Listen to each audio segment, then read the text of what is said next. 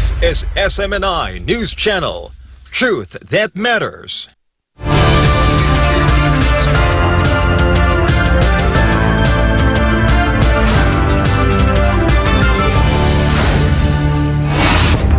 Today in the headlines, in the Philippines, a well-known former ally of the Marcoses has spoken out against the administration over accusations against former President Rodrigo Duterte.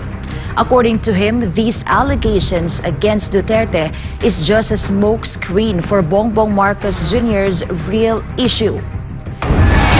Meanwhile, amid the intense political situation in the country, many are calling for Vice President Sara Duterte to separate from Bongbong Marcos. But a former cabinet member said it is not yet time. In other stories, China has cautioned Japan regarding its stance on the Taiwan issue. Beijing has once again urged Japan to respect the One China principle. Also in the headlines, the government of Japan meanwhile slammed Russia with the latest round of sanctions for allegedly buying weapons from North Korea used in its war in Ukraine. And the late president of Iran was laid to rest in his hometown as days of funeral rites attended by thousands of mourners and world leaders from dozens of countries have finally come to an end. I'm Angel Pastor. Newsline World starts now.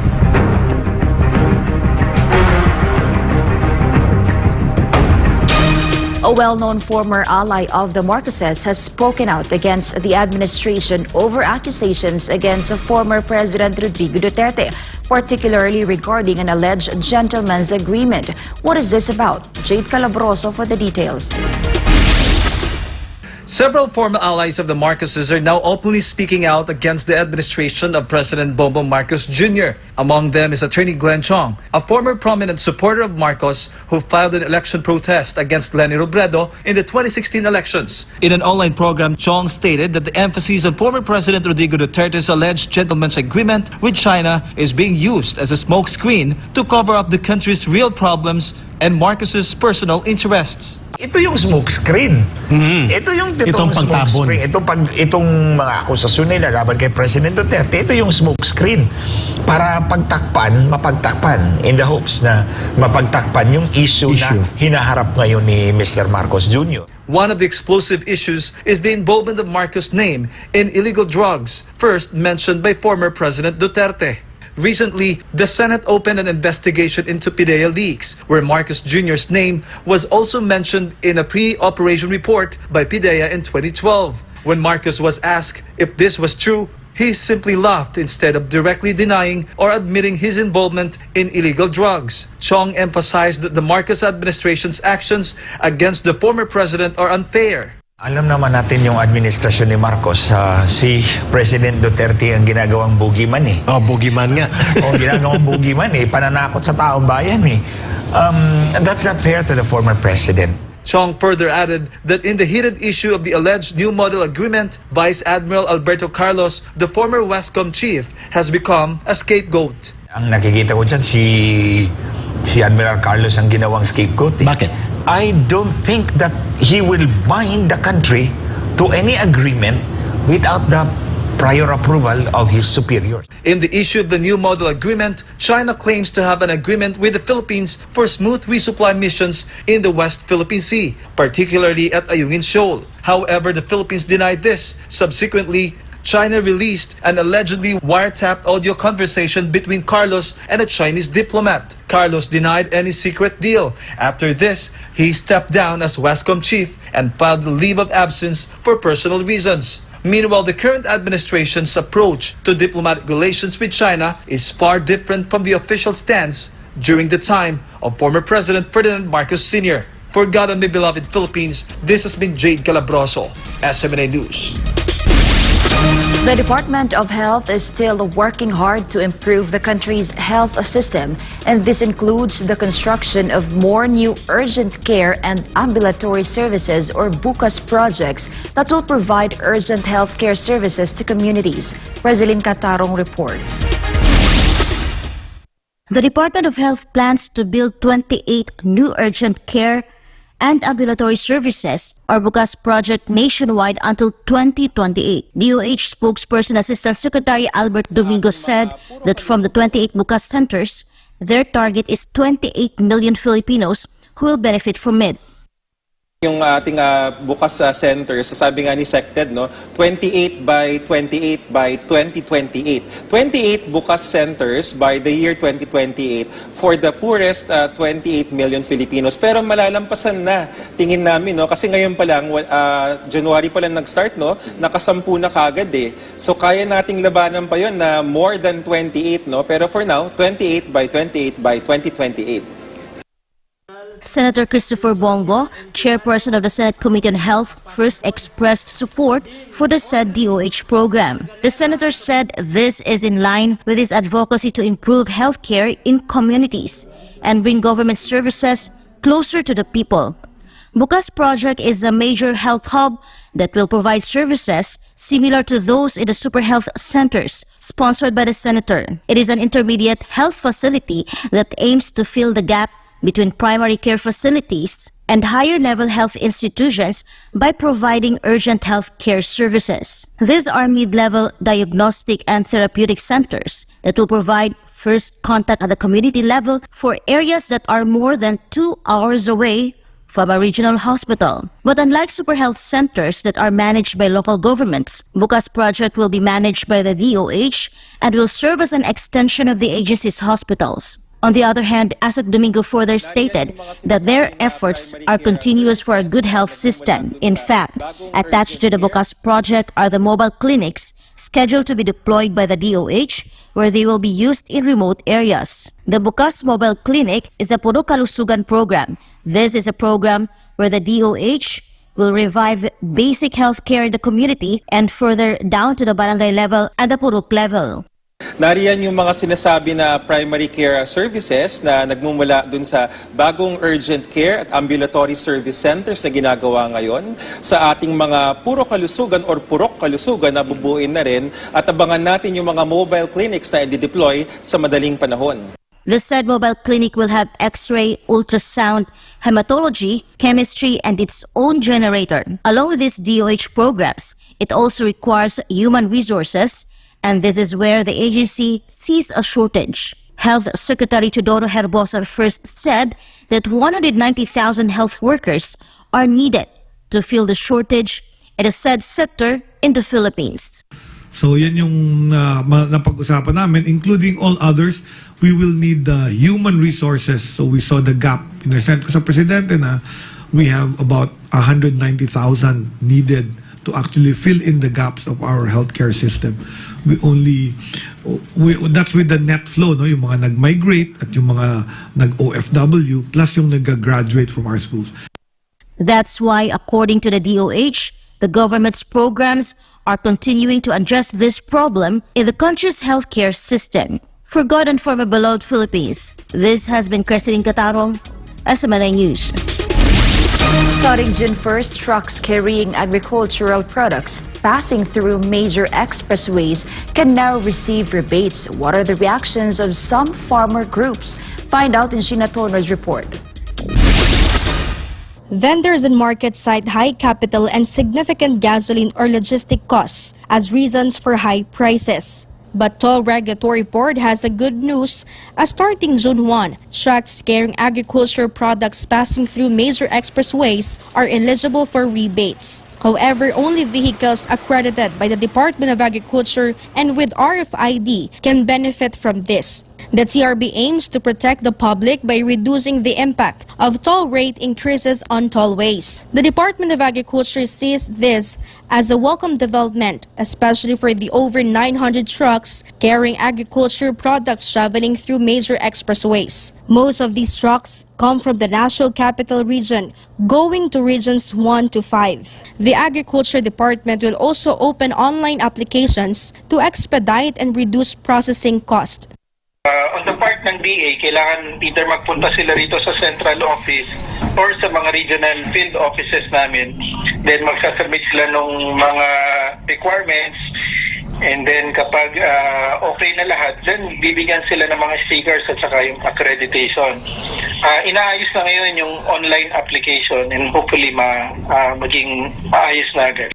The Samahang Industriya ng Agrikultura or SINAG is positive that this program will help reduce transportation costs, thereby lowering prices of goods. Malaking bagay pagka ultimately mawala yung fees sa mga toll. 5% hanggang 10% ng presyo marireduce mo pagka totally napatupad yan. Despite this program, SINAG is still calling for the toll-free agriculture highways to avoid adding to the price increases of basic goods like rice, pork, and chicken.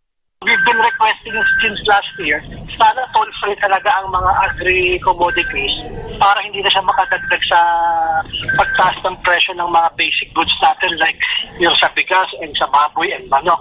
Pagka toll-free talaga yung mga highways natin or agricultural goods. Retailers often attribute price hikes to transportation costs. Nevertheless, their program will last for 3 months. Rebates will range from 2 pesos to 156 pesos depending on distance and vehicle type. This is equivalent to the toll rates increase implemented in June 2023. For God and for my beloved Philippines, this has been Sheena Torno, SMNI News. Senator Francis Tolentino will open the Visayas Regional Qualifying Leg of the Philippine Reserve Officers Training Corps or ROTC Games in Bacolod City from May 26 to June 1, 2024. Troy Gomez has the details. Themed Husay ng ROTC, Husay ng Kabataan, this year's competition will highlight the skills and dedication of Filipino youth in serving the nation. As the honorary chairman of the ROTC Games, Tolentino emphasized its role not only as a military training platform, but also as a means to foster patriotism. With over 3,000 athletes from Western Visayas, Central Visayas, and Eastern Visayas, the event will showcase talent, discipline, and patriotism. Student athletes will compete in aquatic sports, arnis, athletics, boxing, esports, kickboxing, sepak takraw, taekwondo, table tennis, volleyball, basketball, target shooting, chess, and Raiders competition. The event will also include a search for Miss and Mr. ROTC. The Mindanao qualifying leg, meanwhile, will be in Zamboanga City from June 23 to 29, while the Luzon leg will be in Indang, Cavite from July 28 to August 3. The national championships are set for August 18 to 24, also in Indang, Cavite. For God and my beloved country, the Philippines, Troy Gomez, SMNI News. Up next, amid the intense political situation in the country, many are calling for Vice President Sara Duterte to separate from Bongbong Marcos, but a former cabinet member said it is not yet time. And in other stories, China has cautioned Japan regarding its stance on the Taiwan issue. Beijing has once again urged Japan to respect the One China policy. More news when Newsline World returns.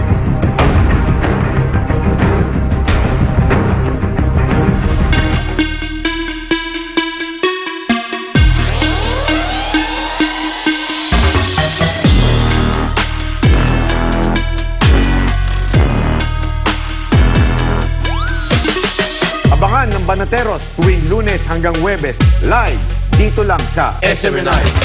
Yan ang Banateros, walang inuurungan. Pag tama palakpakan, pag mali ay babanatan. Magandang umaga Luzon, Visayas, Mindanao. Maayong buntag mga kapartner. Magandang araw sa buong mundo. Magandang araw Pilipinas. Ito ang Pulso ng Bayan. Hihimayin ang mga pangunahing issue sa ating bayan. Susuriin ang mga kinakailangang malaman ng taong bayan. Aalamin ang pulso ng bawat Pilipino sa mga pangyayari sa ating lipunan. Pulso ng Bayan, alas 7 hanggang alas 9 ng umaga, tuwing Lunes hanggang Biyernes. Kasama ang spokes ng Bayan, Atty. Harry Roque, Admar Vilado at Jade Calabroso. Dito lang sa SMNI.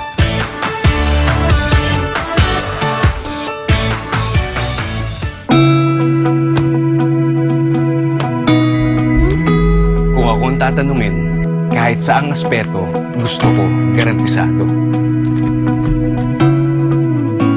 Metikuloso akong tao, kaya gusto ko lahat maayos at sigurado.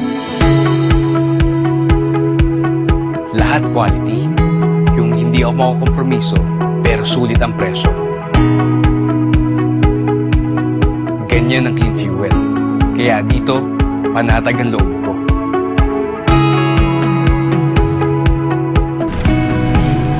Magandang umaga po, sir. Full tank po. Full tank.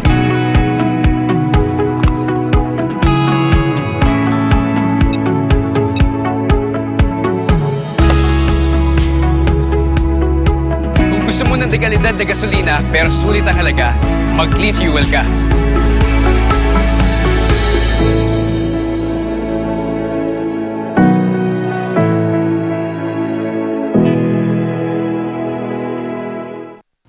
Si Apollo Kibuloy, Pastor Apollo Kibuloy. Kibuloy is a threat to peace and order in the country.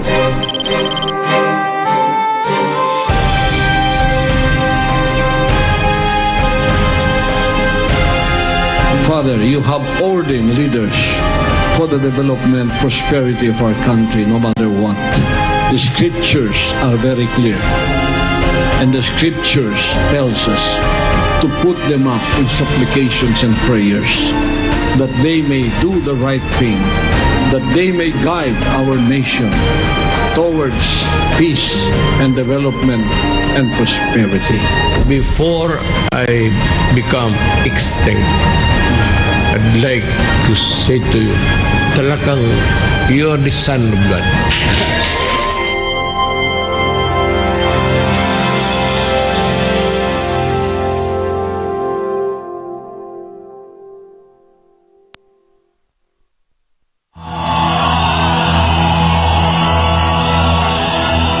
Kami pong dalawa ni Pastor ay naniniwala na dapat tapusin na ang armed struggle dito sa Pilipinas. Katulad po ng sinabi ni Tatay Digong, ang kailangan natin sa bansang ito ay law and order.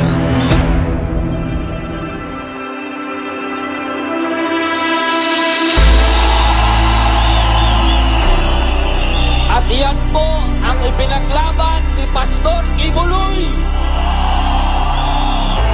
Sa kanyang pinaglaban, siya po ay dumadaan sa isang pakikibaka na hindi natin siya iiwan. Hindi natin pwedeng iwan ang taong nagsakripisyo sa bayan.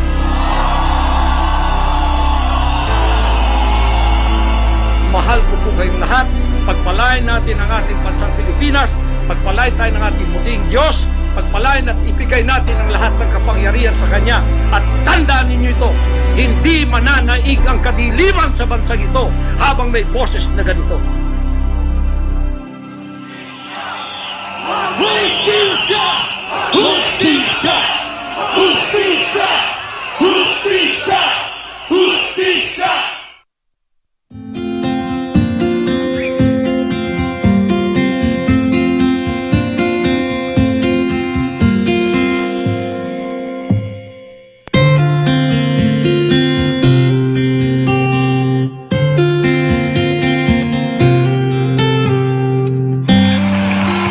Children will grow up and bring the joy, the love, the peace, and compassion to the whole world.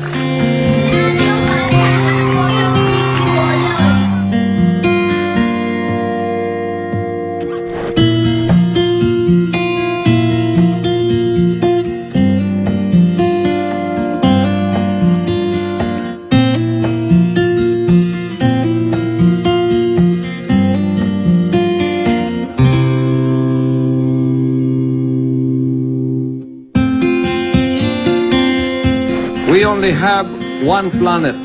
We only have one Earth.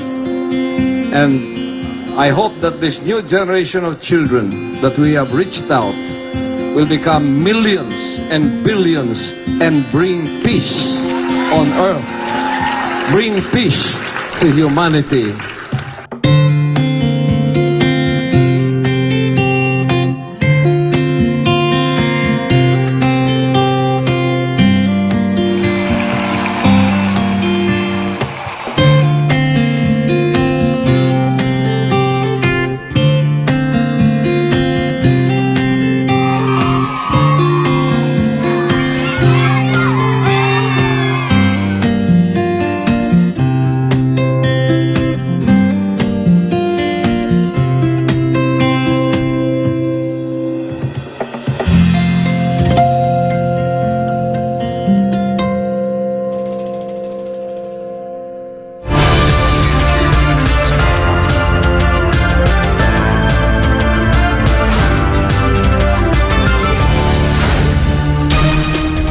Provincial local government units of Batanes have received assistance from the Office of Civil Defense, a crucial step in readiness for the approaching La Nina. MJ Mondihar has the report. The Philippines is known for being disaster-prone due to its location in the Pacific Ring of Fire and Typhoon Belt. Each year, at least 20 typhoons enter the Philippine area of responsibility, along with the possibility of volcanic eruptions. In relation to this, Pag-asa has announced the onset of the rainy season and the threat of La Nina. The Office of the Civil Defense is now preparing to mitigate the damage caused by harsh weather. The OCD emphasizes the importance of continuous improvement and cooperation for preparedness. The provincial local government units of Batanes have received a donation from the OCD to prepare for La Nina. The donation, valued at over 8 million pesos, includes non-food items assistance. According to Civil Defense Administrator Undersecretary Ariel Nepomuceno, Batanes is frequently hit by strong typhoons. Thus, being prepared before La Nina strikes is crucial. Key to this preparation is the pre-positioning of relief goods and other necessary equipment for immediate use in times of need. Accompanying the non-food items are family packs, shelter repair kits, and hygiene kits benefiting over 400 families. Additionally, 7 generator sets were donated to ensure government operations continue smoothly during disasters. For Ganamabul of Philippines, I'm Jay Mondihap, SMNI News. A geopolitical analyst explains the Philippine government's opposition to former Westcom chief's talks with China. Details in Carlo de la Peña's report. Kaya ko nga po pinasok yung American element po dito. Dahil meron tayong mga gumagalaw in behalf of the Americans within our government. This is of course an old problema ng dekada na po ito, yung tinatawag nating amboys, pero ang bagong pangalan US proxies. Herman Ju Laurel, a geopolitical analyst, explained why former Westcom chief Vice Admiral Alberto Carlos denied having an agreement with a Chinese official regarding the alleged New Model Agreement. Laurel stated that what he referred to as U.S. proxies do not want tensions in the South China Sea to decrease, as it would undermine their justification for maintaining EDCA sites in the country. Habang may tensyon, may dahilan po sila na sabihin ay kailangan na natin ng tulong ng military ng Estados Unidos, etc. etc. Sa likod ng lahat ng mga ito, yan po ang nag-ooperate doon sa mga anino, sa shadows ng mga actors. Laurel further mentioned that the Psy-War experts behind this issue are also pushing to establish the existence of a secret agreement between former President Rodrigo Duterte and Chinese President Xi Jinping, even though this claim is false. Kasi lahat ng mga agreements po, gentleman's agreement or formal written agreement ni Presidente Duterte, ay recorded po yan sa Department of Foreign Affairs. Si Presidente Duterte hindi marunong mag-Chinese, mag-Mandarin. So pag siya ay nagpapaliwanag at nakikiusap kay Presidente Xi Jinping, may translator. No? So recorded yan ng translator. Regarding Carlos's denial of any agreement with the Chinese official, Laurel also explained that this was also a formal discussion. So there are no secret agreements. Yung usapan ni Admiral Carlos with Senior Colonel Lee, formal na discussion dito din ito kasi pareho silang may rango, pareho silang may posisyon sa gobyernong kanilang kinakatawan at their level. It can be recalled from a Senate hearing that Carlos denied having an agreement with the Chinese officials. However, they did discuss methods to reduce tension in the disputed territory in the West Philippine Sea. For God and my beloved country, the Philippines, this has been Carlo de la Peña, SMNI News.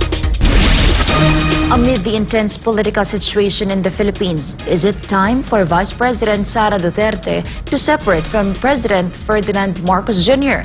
This seems to be the call of some Filipinos, but a former cabinet member gave his reaction to this. Amid calls from those in politics for Vice President Sara Duterte to step down from her post, as well as from being Education Secretary, some of Duterte's supporters are calling for her to separate from President Marcos Jr.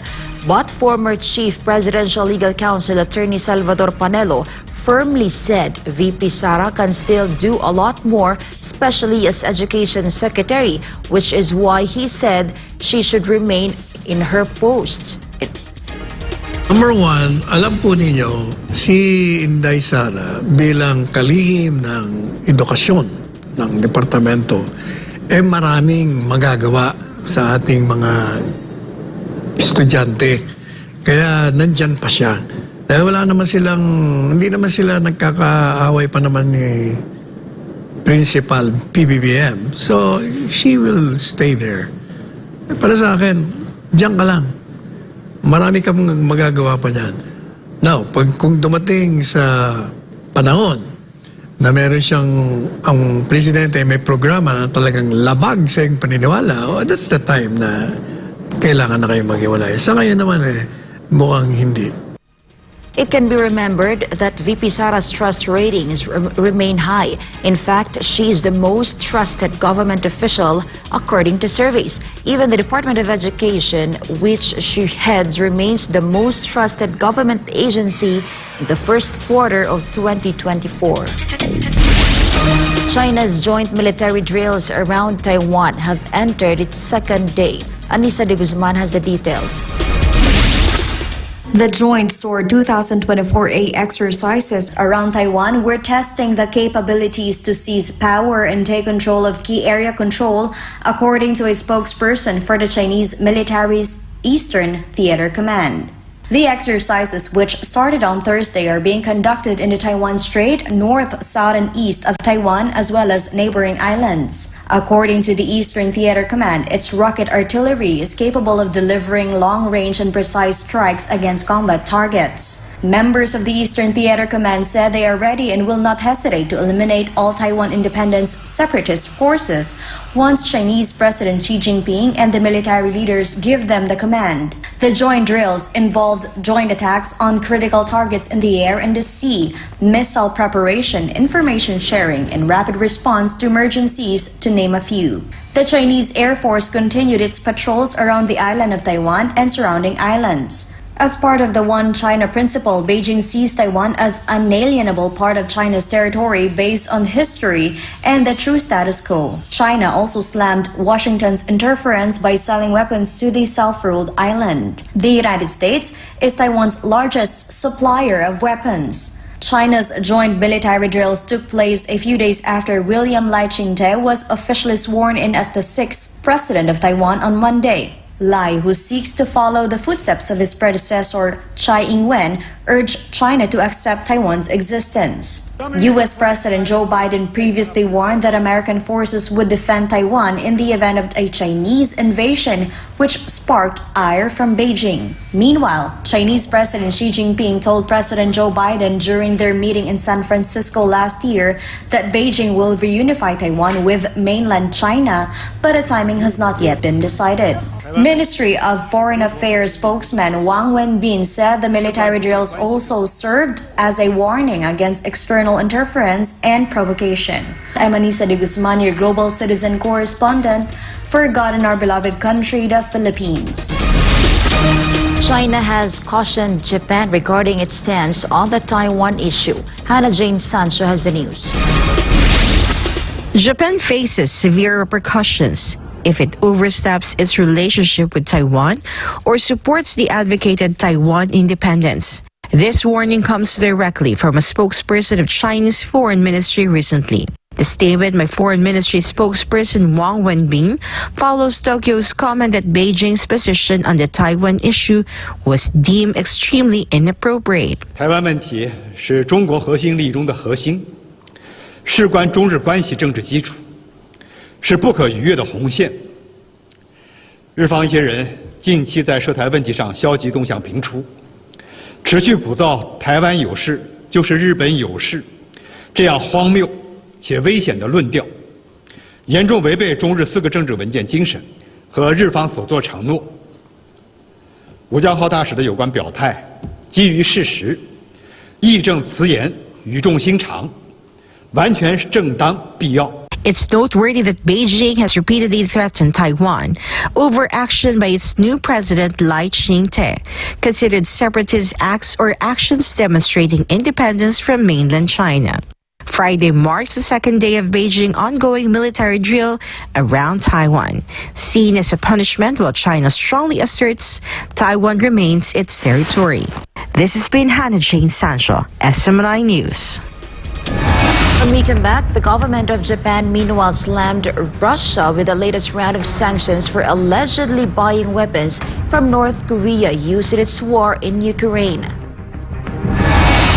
And the late president of Iran was laid to rest in his hometown as days of funeral rites attended by thousands of mourners and world leaders from dozens of countries have finally come to an end.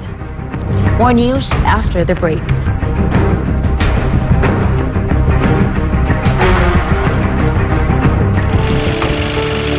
Sabi nga nila, di ba?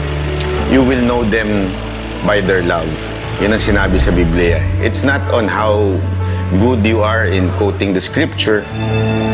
It's giving love. Grabe, hindi talaga hindi talaga kasya yung words eh. Kung paano natin i-express yung ating na-experience. Mismo wala akong masabi. Kita ko kasi yung pagiging generous. Alam mo, madali kasi magsalita ng Diyos eh. Pero pagdating sa pera, pagdating sa pagiging generous, yung pagtulong sa iba, hindi biro yun. Maraming bagsak dyan. Maraming bagsak. Kaya ako nakikita ko yung pagiging generous niya. Hindi sa salita eh. Sa lakad. Bilib ako. Hindi dakdak. Nakita mo sa gawa. In one word, authentic.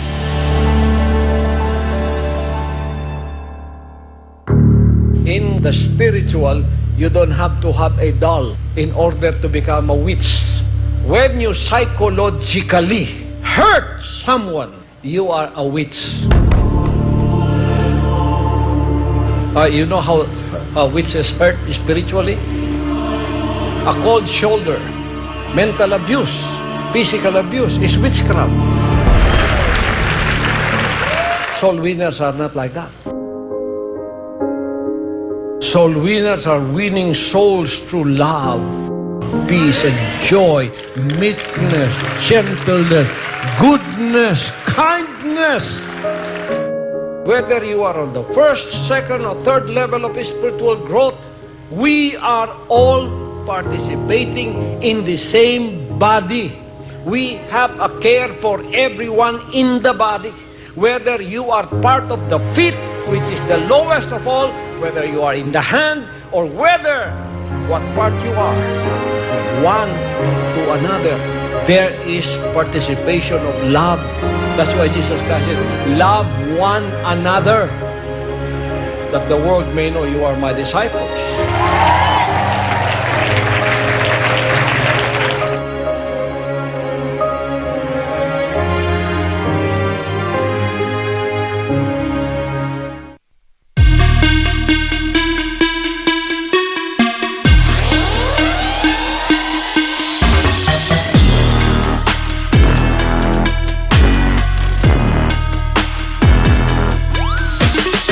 Abangan ng Banateros tuwing Lunes hanggang Huwebes, live dito lang sa SMNI.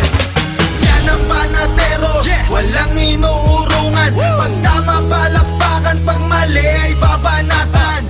Yan ang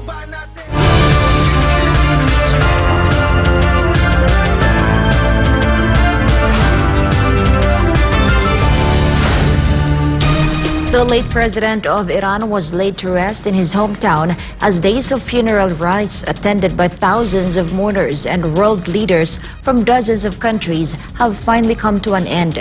Melchizedek Cadiz files this report. Assalamualaikum. Iranian President Ibrahim Raisi was buried at the Imam Reza Shrine in the city of Mashhad, the holiest Shiite shrine in the country, days after a tragic helicopter crash killed him and other senior officials in northwest Iran. State media claimed 3 million mourners had attended the funeral ceremonies in the capital Tehran, while 500 mosques had been prepared to welcome people across Mashhad, the hometown city of Raisi. High-ranking officials from at least 68 countries attended a ceremony in Tehran on Wednesday to pay respect to the late Iranian leader and his companions who died from a helicopter crash near the Azerbaijan border. World leaders from Russia, China, Saudi Arabia, Egypt, Iraq, and Armenia, as well as representatives from Iran-backed groups that formed the so-called Axis of Resistance, were in attendance. No Western leaders attended the ceremony. Raisi and his companions were returning from Azerbaijan after attending an inauguration of a dam when the tragic incident occurred on Sunday. Some officials in Iran and Russia blamed the U.S. sanctions that hindered the country's ability to renew and repair its decades-old fleet, which Washington said was utterly baseless. The government warned residents from posting videos celebrating Raisi's death after several footages circulated online, according to media reports. The 63-year-old had widely been expected to succeed 85-year-old Supreme Leader Ayatollah Ali Khamenei, who led prayers for the late president's funeral in Tehran on Wednesday. Rafael Grossi, the Director General of the International Atomic Energy Agency, said the UN nuclear watchdog wants to re-engage with Iran to improve cooperation once the mourning period is over. The nuclear chief visited the Islamic Republic earlier this month to revive talks on cooperation and address concerns about the country's nuclear program. Once the 5-day mourning ends, Iranian authorities will focus on organizing an election to appoint Raisi's successor set on the 28th of June. Reporting from Kuwait, I am Melchizedek Cadiz, your global citizen correspondent for God and for our beloved country, the Philippines. The government of Japan slammed Russia with the latest round of sanctions for allegedly buying weapons from North Korea used in its war in Ukraine. Carlo de la Peña has the details. Japan's latest round of sanctions targeted 9 groups and 1 individual linked to Russia, as well as 2 companies from Cyprus. The sanctioned groups and companies were accused of buying weapons from North Korea. Chief Cabinet Secretary Yoshimasa Hayashi said that the government strongly condemns arms transfers to Russia from North Korea, which violate related UN Security Council resolutions. The sanctions also covered 7 North Korean individuals and 2 Russian vessels over weapons trade and other activities between Pyongyang and Moscow. On April 17th, Japan's Trade Ministry enforced an export ban on 164 additional industrial items from Russia, such as lithium-ion batteries, gas pipes, and car engine oil. In March, Tokyo applied an export ban on 29 Russian organizations to show a united front with other group of 7 nations. Japan has imposed countless sanctions against Russia since Moscow invaded Ukraine in February 2022. Reporting, this has been Carlo de la Peña, SMNI News. The President of the United Arab Emirates will travel to South Korea next week after tensions in the Middle East canceled plans to visit the region last year. Gratero Mori files this report. In other news, more than 500,000 birds were killed in Australia after more cases of bird flu have been detected at a farm in the state of Victoria. Trisha Molina has the report. Cases of bird flu are spreading rapidly in the Australian state of Victoria. As of Friday, a second poultry farm in the state with a flock of 150,000 birds has shown cases of bird flu. More cases were detected just a few days after 400,000 birds were culled earlier this week. The data means more than 500,000 birds have been euthanized in one state for this week alone. The avian influenza outbreak has already infiltrated every continent in the world, including Antarctica. The news comes just days after Australian authorities confirmed that a child from Victoria became the first human case of bird flu in the country. Reporting, this has been Trisha Molina, SMNI News. The President of the United Arab Emirates will travel to South Korea next week after tensions in the Middle East canceled plans to visit the region last year. Gratero Omore files this report. UAE President Mohammed bin Zayed Al Nahyan will pay South Korea a 2-day state visit starting on the 28th of March. The UAE leader will visit the East Asian nation at the invitation of President Yoon Suk Yeol. The talks will mainly focus on the status of their strategic partnership and ways to strengthen cooperation in sectors like trade, investment, energy, and technology. Sheikh Mohammed was supposed to visit South Korea in October of last year, but got postponed after the Israel-Hamas war erupted on October 7. President Yoon visited the UAE in January 2023 and secured investment commitments of $30 billion after a summit with the UAE president. Of this number, $1 billion will be used to invest in South Korean startups via a joint venture, while the rest of the fund will be used in strategic sectors such as nuclear power, defense, and clean energy. The UAE previously said it is ready to invest $30 billion in Asia's fourth-largest economy. Reporting from Dubai, I'm Gratero Omor, your Global Citizen correspondent for SMNI News Channel.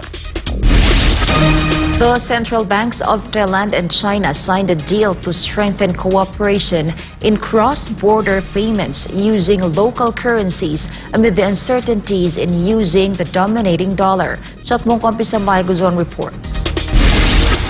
Asian countries like Thailand are slowly drifting away from international trade transactions using the US dollar. Thailand and China recently signed an agreement to strengthen cross-border payment using local currencies instead of the US dollar as they started to realize their potential. Both countries are also working together on the so-called Multiple Central Bank Digital Currency (Multi-CBDC) project, which is a common platform for wholesale cross-border payments. The Bank of Thailand last year expressed its support for the use of local currencies to settle its international trade instead of the US dollar. The central bank's assistant governor for financial markets operations believes that the use of local currencies such as the Chinese yuan, the Malaysian ringgit, the Indonesian rupiah, and the Japanese yen will minimize the risk posed by fluctuations in the US dollar while providing Thai businesses an alternative. Other Asian nations that supported de-dollarization include India, Indonesia, and China. Brazil, Russia, India, China, and South Africa, the five main founders of the influential BRICS, also supported the concept of de-dollarization.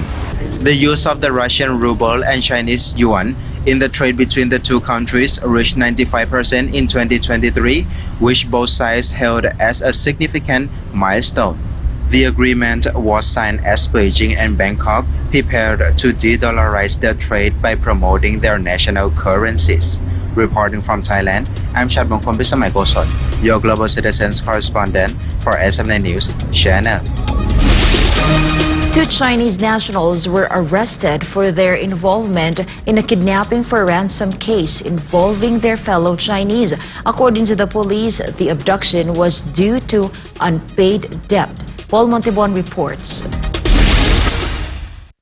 The PNP anti-kidnapping group now has custody of 2 Chinese nationals after they were involved in the kidnapping of their fellow Chinese. According to the police investigation, the victim borrowed 180,000 pesos from the suspects after losing in a casino in Pasay City. However, when the victim was unable to repay the debt, he was abducted and detained in a hotel in Pasay. In exchange for the victim's release, the suspects demanded 1.8 million pesos. While detained, the victim managed to ask for help from his spouse to pay the suspects. At this point, the victim's relatives sought assistance from the police. According to PNP observations, it is not unusual for casinos to have money lenders, especially for those addicted to gambling. When the debt cannot be repaid, the plan to abduct the victims for a large sum begins. These financiers typically roam around and approach players offering loans. The PNP has recorded 8 kidnapping cases, but they say these were promptly addressed with the help of the public and the victims' relatives. They added that this number is lower compared to the same period last year. Authorities once again reminded those with a sound mind to avoid gambling, as it often leads to addiction. For God and My Country, the Philippines, reporting,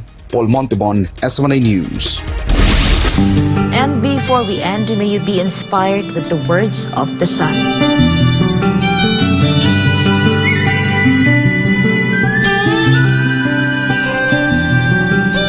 avenues of excellence are unlimited.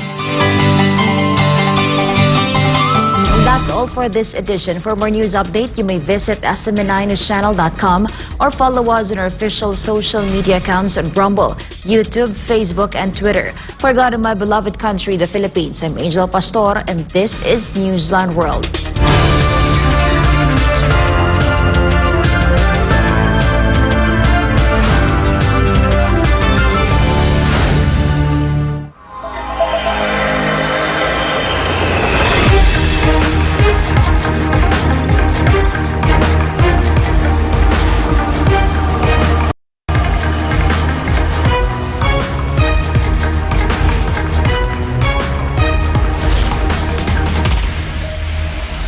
This is SMNI News Channel.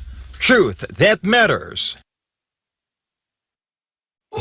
Subscribe to SMNI News Channel and turn on the notification bell to keep you up to date. Also visit our official social media accounts and join our community on Viber and Telegram.